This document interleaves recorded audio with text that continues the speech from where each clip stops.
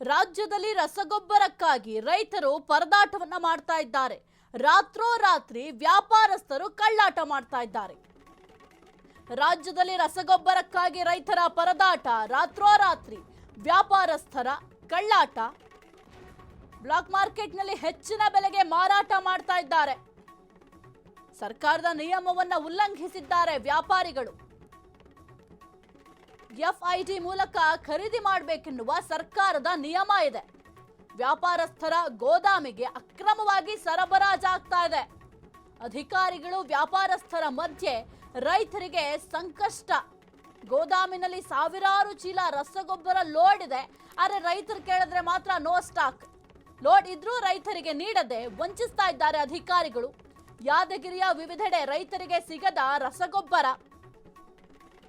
ರಾಜ್ಯದಲ್ಲಿ ರಸಗೊಬ್ಬರದ ಸಮಸ್ಯೆ ಉದ್ಭವ ಆಗಿದೆ. ರೈತರಿಗೆ ಎಲ್ಲೆಲ್ಲಿ ನೋಡಿದ್ರು ಕೂಡ ಇಲ್ಲಿ ರಸಗೊಬ್ಬರದ ಸಮಸ್ಯೆ ಇದೆ ಅಂತ ಹೇಳ್ತಾರೆ. ಅಷ್ಟರ ಮಟ್ಟಿಗೆ ರಸಗೊಬ್ಬರದ ಪ್ರಾಬ್ಲಮ್ ಇದೆ. ಆದರೆ ವ್ಯಾಪಾರಸ್ಥರು ಮಾತ್ರ ಕಳ್ಳಾಟ ಆಡ್ತಾ ಇದ್ದಾರೆ.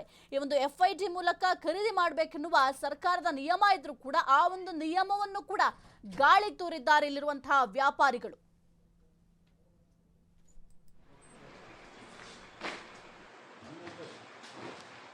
ಯಾದಗಿರಿ ಜಿಲ್ಲೆಯಲ್ಲಿ ಸಾಕಷ್ಟು ರಸಗೊಬ್ಬರ ಕೊರತೆ ಇದೆ.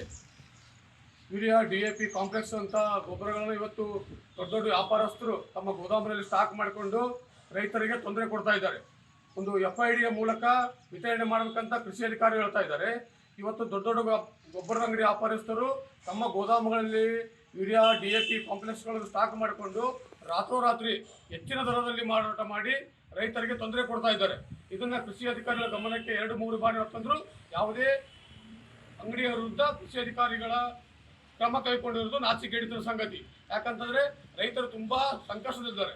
ಗೊಬ್ಬರ ಮತ್ತು ರಸಗೊಬ್ಬರಗಳ ಸಂದ ರೈತರು ರಾತ್ರೋರಾತ್ರಿ ಪಾಳೆ ನಿಂತು ತಗೊಳ್ತಕ್ಕಂಥ ವ್ಯವಸ್ಥೆ ನಡೆದಿದೆ. ಇವತ್ತು ದೊಡ್ಡ ದೊಡ್ಡ ವ್ಯಾಪಾರಸ್ಥರು ರಾತ್ರೋರಾತ್ರಿ ಹೆಚ್ಚಿನ ದರದಲ್ಲಿ ಒಂದು ಬ್ಲ್ಯಾಕ್ನಲ್ಲಿ ಗೊಬ್ಬರವನ್ನು ಮಾರಾಟ ಮಾಡ್ತಕ್ಕಂಥದ್ದು ಯಾದಗಿರಿ ಜಿಲ್ಲೆಯಲ್ಲಿ ನಡೆದಿದೆ. ಇದಕ್ಕೆ ಕೃಷಿ ಅಧಿಕಾರಿಗಳು ಕಣ್ಣು ಮುಚ್ಚಿ ಕುಳಿತಿದ್ದಾರೆ. ಇವತ್ತು ರೈತ ಸಂಘಟನೆ ಒಂದು ಆಗ್ರಹ ಮಾಡ್ತಾ ಇದೆ. ಜಿಲ್ಲೆಯ ರೈತರು ಈ ದೇಶದ ಬೆನ್ನೆಲುಬು ಅಂತ ಹೇಳ್ತಕ್ಕಂಥ ಎಲ್ಲ ಅಧಿಕಾರಿಗಳು ಮತ್ತು ಸಂಬಂಧಪಟ್ಟ ಸಚಿವರು ಇದರ ಬಗ್ಗೆ ಗಮನ ಹರಿಸಿ ಯಾದಗಿರಿ ಜಿಲ್ಲೆಯಲ್ಲಿ ಯಾವುದೇ ರಸಗೊಬ್ಬರ ಕೊರತೆ ಆಗದಂತೆ ನಿಗಾ ವಹಿಸಿ ಜಿಲ್ಲಾಧಿಕಾರಿಗಳು ಇದರ ಮಧ್ಯ ಪ್ರವೇಶಿಸಿ ಇವತ್ತು ಜಿಲ್ಲಾಧಿಕಾರಿಗಳು ಆಫೀಸ್ನಲ್ಲಿ ಕುಂತು ಕೆಲಸ ಮಾಡುವುದನ್ನು ಬಿಟ್ಟು ಕೃಷಿ ಅಧಿಕಾರಿಗಳ ಜೊತೆ ಜಿಲ್ಲೆಯಲ್ಲಿ ರೈತರ ಸಮಸ್ಯೆ ಏನಿದೆ ಅಂತಕ್ಕಂಥದ್ದು ನೋಡಬೇಕಾದಂಥ ಕರ್ತವ್ಯ ಜಿಲ್ಲಾಧಿಕಾರಿಗಳ ಮೇಲಿದೆ.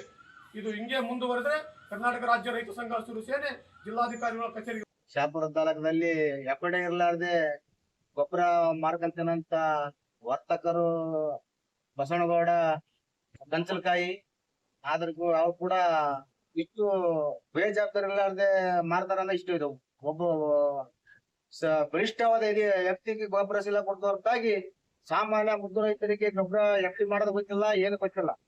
ಒಬ್ಬೊಬ್ಬ ರೈತರಿಗೆ 2 ಟ್ರ್ಯಾಕ್ಟರ್ 3 ಟ್ರ್ಯಾಕ್ಟರ್ ವರ್ತಕರು ಕಳಿಸಿದ್ರ ಒಬ್ಬ ಸಾಮಾನ್ಯ ರೈತ ಏನ್ ಮಾಡ್ಬೇಕು ಅನ್ನೋದು ಈ ಜನರಿಗೆ ಏನ್ ಹೇಳ್ಬೇಕು, ವರ್ತಕರ ಅಂಗಡಿ ಏನ್ ಹೇಳ್ಬೇಕು ಅನ್ನೋದು ನಮಗೆ ತಿಳಿಯಬೇಕು. ಆದ್ರ ಇವಾಗ ರೈತ ಸಂಘಟನೆ ಮಾಡೋ ಕೆಲಸ ಇವತ್ತು